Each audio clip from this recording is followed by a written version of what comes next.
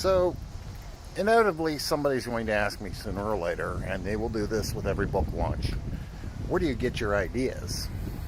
And so today, I thought, well, I take a walk in one of my favorite places around here, the village of Glendale. I go on my little evening walk that I take after I work in the office. I work 3 days a week, 3 afternoons a week at my day job, and normally I'm remote. But on the way home, I stop in this quaint little town, and I walk from the village square down to the first railroad crossing outside of it, and let me show you what this looks like.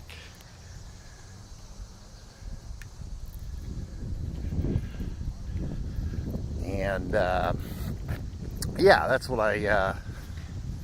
that's what I do about 3 times a week. I'll go for a walk. Usually I don't take headphones with me.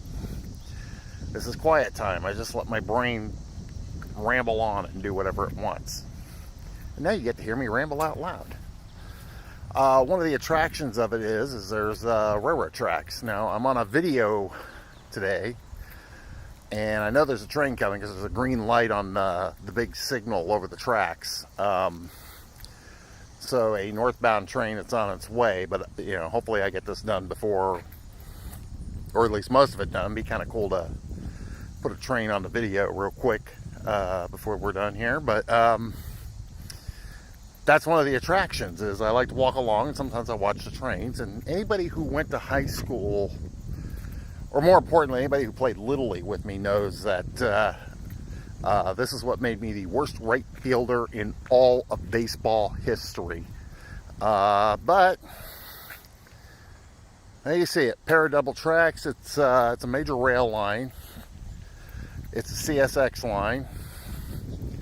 And I really felt ambitious and wanted to come in the middle of the night on the weekend. I could catch the Amtrak train coming through here, but I have zero desire to get up at 4:30 in the morning, and actually I'd have to get up at 3:30 in the morning and drive all the way up here. But even if I don't see a train, this is a nice quiet walk, and you can see the houses here are quite beautiful. Quiet neighborhood, people are friendly. And I just walk and let my brain decompress, and this is where some of the ideas come. This isn't the only place that does it. Sometimes I do it driving in my car, and I'll hear music, or I'll be listening to an audiobook. The other day, I was listening to Andy Weir's Project Hail Mary on Audible, and the main character, Ryan Grace, starts talking about non-carbon based life, or rather non-water based life. And I just had this little vision just pop in my head of, like, Tishla was sitting next to me with her elbows on the dashboard and her chin on her fists, with this little grin on her face, which can be quite disturbing because she's a gelt and has all those little sharp teeth in there, going, "Oh, make sure you listen to all this. I am fascinated." So for those of you who read the series know that Tishla's original goal in life was to become a geneticist. So I have this figment of my imagination that suddenly got fascinated with this, which is kind of awesome. By the way, there's low-hanging trees here. I have hit my head on occasion, and will probably do so again. My wife is not surprised at all. But this is what it is. This is, I try to make slack time every day. Not always successful, but I try to make slack time every day. Where I just sit and my brain does nothing. Sometimes I'll go out on my porch or my back deck. This is actually kind of cool in the wintertime, because even though it's cold, we get some spectacular views of space objects. And that's great. And it also works for, it works for crime fiction too. There's some bits and pieces of Jim Winter fiction that I've started writing again in the last couple of years. that I've worked out while going for a walk here. So there's like a couple short stories banging around. The follow-up to Holland Bay, which will be the first Jim Winter novel in years, is coming out in November.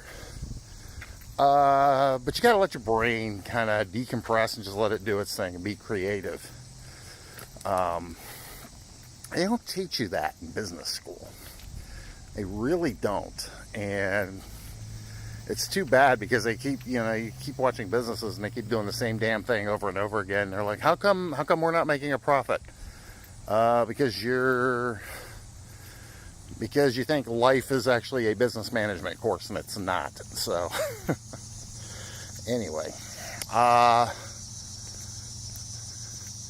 in the meantime, first I need to get out of the way because there's a jogger coming up, and that little rumble up ahead sounds like a train. And I don't know why it's blowing its horn, because the village of Glendale is a hornless town, and they're not supposed to be blaring their horn. But let's see how much longer. I don't want this to go more than 7 minutes, but let's see if maybe we can catch something before we have to sign off here. Again, even watching the trains, seeing where they come from and that, or just getting a little hypnotized by watching the cars go by. My brain, something will pop into my brain. It's like, ooh, I need to hold on to that. I don't write a lot of things down that I'm working on. I might scribble notes on a potential project, but that's after it's congealed in my head. And it looks like we are not going to get a train before this happens, but I do promise you, if it comes in the next couple minutes before I manage to get across the tracks, or if it's coming head on as I'm crossing the tracks, I will most definitely videotape it. So, this is Tom in Glendale, signing off, and stay tuned for the great Twitter Ask Me Anything coming up at 7. Thanks.